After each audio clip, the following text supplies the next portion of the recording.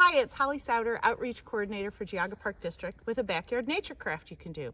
Today we are outside on this nice winter day to show that there are still great things you can do with items from your backyard this winter. Today what we're making is a frozen sun catcher. This was a project from a friend of mine who said this would be a great holly craft, and here we are making it today. So this is one of our easiest crafts we've ever made. So let me take you through what you need. You're going to need some kind of a pan or dish that you can freeze water in. I had pie pans, that's what we're using. You're going to want an assortment of all kinds of natural objects that you can find in your yard. This is actually trimmed off my Christmas tree from this last year. And I've got some evergreens. I found some great winter weeds. This is a great chance that you can preserve some of these. I've got some maple seeds, some dried flowers. I've even got some pine cones. Whatever calls to you, you want to gather that up. I've got bark, I've even got some bird seed. You want some kind of a hanger, ribbon, or some crochet cotton. I have clippers because it's easier to use. And of course, you need some water. So this couldn't be easier. All you want to do is arrange things in your pie pan that you want to see in your sun catcher. I trim off the edge just to make it fit better in my pan. And I really liked this hydrangea, this dried, I believe that's hydrangea. I'm gonna smash it a little bit just to make it lay flatter.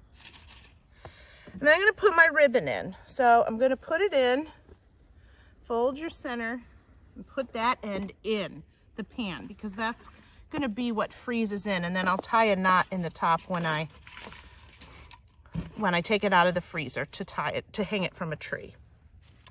Let's see, I like this dried summer flower. I'm gonna put that. You want layers because things are gonna sink and shift as you pour your water in.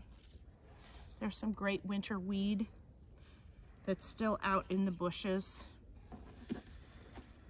Some more evergreen, that's pretty. I'm gonna lay that down. Some of them I'm gonna turn right side up, some are gonna be upside down, just to give some depth to what we're making.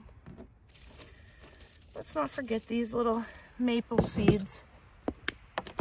Those are kind of neat. They were still on the tree in my yard. I'm gonna lay those down. There's really no wrong way. It's just maybe take a nice winter walk and see what's in your yard. Then I'm gonna sprinkle a little bird seed on there, just so as it melts, there's a treat for our feathered friends and our squirrel friends. And then I'm gonna just fill it with water. I would say kind of pour from the center. Things are going to float, so make sure you know that going into this. Things are going to shift as you put your water in. My table's slanting a little bit, so it's going downhill. And I would say that the hardest part of this project is getting your water to the freezer. So you can do a couple things. Use a tray. I probably should have put this tray under here before I filled it. Lesson learned. And then that makes it a whole lot easier to get to your freezer.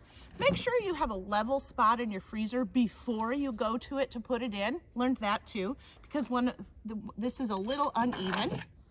And then pop that in your freezer. I froze these just overnight.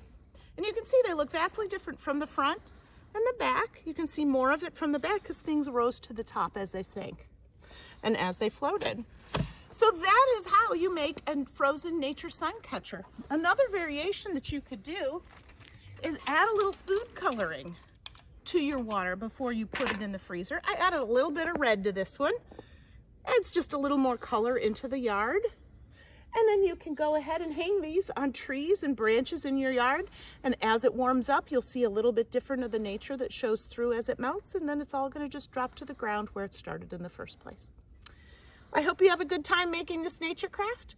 And as always, share your pictures with us. We'd love to see how you do it. Thanks and have a great day.